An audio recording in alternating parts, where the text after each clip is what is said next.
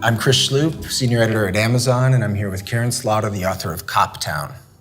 So thanks for coming. Happy to be here. Yeah. So why did you decide to write a standalone? Well, I just thought it was time. I really enjoyed writing my Grant County series and the Will Trent series, and I have another story for Sarah and Will, but I thought maybe this is a good time to go into something different. And I so enjoyed writing about the 1970s in criminal that it just seemed like a natural progression to write about the 70s again and devote a whole book to that. Did you need to get away from your other characters for a little while? Is that something that comes into your thinking? Yeah, I think it's good to take a break occasionally. And, you know, when authors get bored, I think you can tell. And I really wanted to make sure that my next story with Will and Sarah is something that my fans really enjoy. And it's an author's job to make sure that each book they write is better than the last one. And I really just thought, okay, I need to do something to take my mind off them for a little while so that when I get back to them, everything will feel fresh. One of the things that I think distinguishes your writing from a lot of other authors is that you don't really shy away from big issues like gender, race, power, that sort of thing. Are there challenges to writing about those types of themes as a thriller writer? Well, if you think about the history of thriller writing, we always take on social issues, and good crime fiction does that, you know? And sometimes when a book is about a crime, but a lot of people who are intelligent enjoy it, they say it transcends the genre.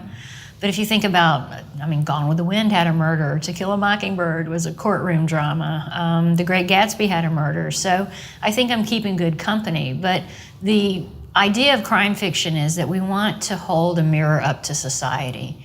And one of the things I learned is that if you talk about issues in a contemporary setting, you know, gender issues, feminism, all those things that you mentioned, you have to be really careful not to annoy people because we think, oh, we're past that, I don't want to hear it anymore. But if you talk about them in the 1970s, it gives people some perspective on it, and they say, wow, that used to be really bad, things are better now, maybe they could be a little better. So you mentioned the 70s.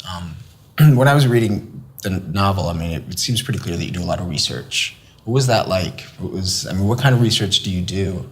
Not just regarding the 70s, but just with, cops and things like that. Well, that's really the pleasurable part of my job is I get to talk to people and hear their stories. And cops are really great at telling stories. They love doing that because no one really would believe the crazy people they meet. What I learned when I was talking to retired female police officers was that if you want to know the truth about something, ask a woman in her 60s. Mm-hmm. And the stories they told me were hilarious. And, talking about this happened to me at work and this guy did this to me. And I was writing down, taking notes and laughing along with them. And then I got home and I looked at my notes and I thought, these are really awful stories about what they had to endure because they weren't wanted on the streets, they weren't wanted on the police force, and they really had to face a brick wall every day and prove themselves over and over and over again. And the fact that they could laugh about it is why they survived.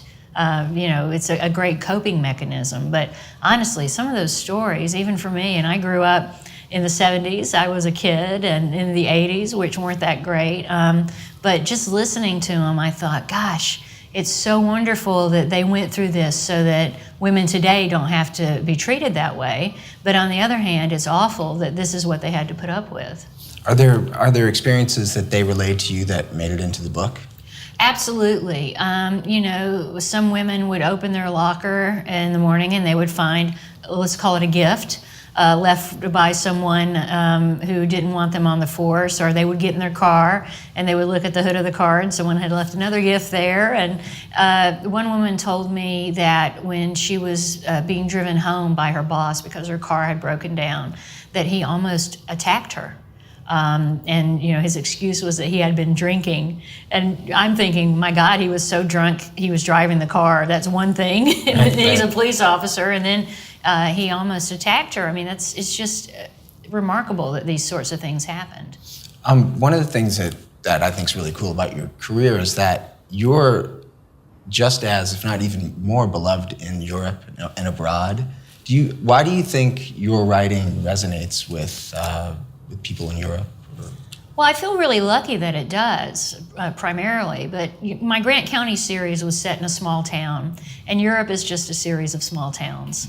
And I think they related to that. And small towns have all the same characters, you know, the busybody, the loose woman, the hypocritical preacher, all of these things that people could understand. And also, you know, they're not as squeamish as Americans were at that time. You know, when I first started, it was me and Kathy Reichs and Patricia Cornwell, and everybody was looking at us funny. And now I think it's great that we have writers like, you know, Chelsea Kane and a bunch of other women who are able to write about these books and not face so much scrutiny with people saying, well, why are you writing like this? Why are you writing like a man? Now they just say, wow, you know, these are fantastic women writing great books. So there was pressure to tone it down a little bit, and then... You know, I never had pressure, and I've heard stories about that, but my publishers have always been extremely supportive of me, and my editors have always said, you know, we trust your vision, and I mean, I think that's the best relationship an author can have with a publisher.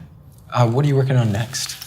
Next, I have a novel that's tentatively titled Blind Pass, and it's my first book without cops. So I'm really nervous, but I'm also excited. But I have lawyers, so that's close to cops, right? And of course, it's a thriller, and it's, again, set in Georgia, but it's about a family and trying to resolve some family issues while something really horrible happens. Have you ever thought about going outside of Georgia? I have thought about maybe setting something somewhere else, but I love Georgia so much, and I feel like I'm an emissary now. You know, I have to tell people we're not down there sipping mint juleps and burning crosses in our yard. You know, we have some cosmopolitan people, we have art, we have internet. You know, we're not riding horses anymore. Right. So I feel like I owe it to the city to portray them for how I know that people are. All right, thank you. Thank you so Thank much. you. Appreciate it.